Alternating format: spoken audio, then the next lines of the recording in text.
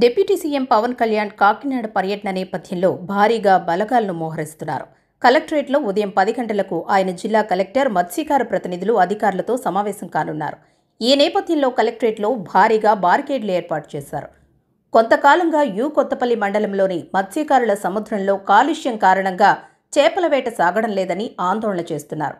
ఈ నేపథ్యంలో ముందు జాగ్రత్తగా కలెక్టరేట్ వద్ద భారీగా బారికేడ్లు, పోలీస్ బలగాలను మోహరించారు.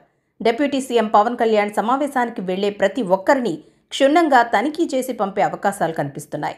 కలెక్టరేట్ ప్రధాన ద్వారం దగ్గర నుంచి సమావేశం జరిగే వివేకానంద హాల్ వరకు ఒక ప్రత్యేక క్యూలైన్ సమావేశానికి హాజరయ్యే మత్స్యకార సంఘాల ప్రతినిధులు, అధికారులను పంపేందుకు ఏర్పాటు చేశారు. కలెక్టరేట్కు వెనక వైపు ఉన్న ద్వారాలను మూసివేసి పోలీసులు పహారా కాస్తున్నారు.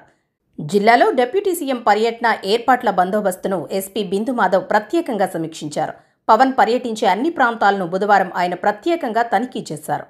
డిప్యూటీ సీఎం పవన్ కళ్యాణ్ పర్యటన ఏర్పాట్లను కలెక్టర్ షణ్మోహన్ బుధవారం పరిశీలించారు.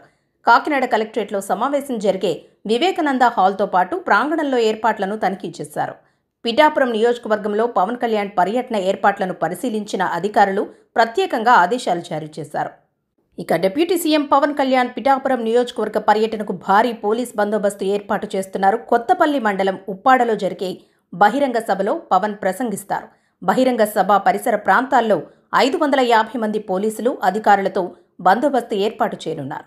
ఇక అదనపు ఎస్పీ, 3 డీఎస్పీలు, 12 మంది సీఐలు, 30 మంది ఎస్ఐలతో పాటు 10 రోప్ పార్టీలు విధుల్లో పాలు పంచుకుంటున్నాయి.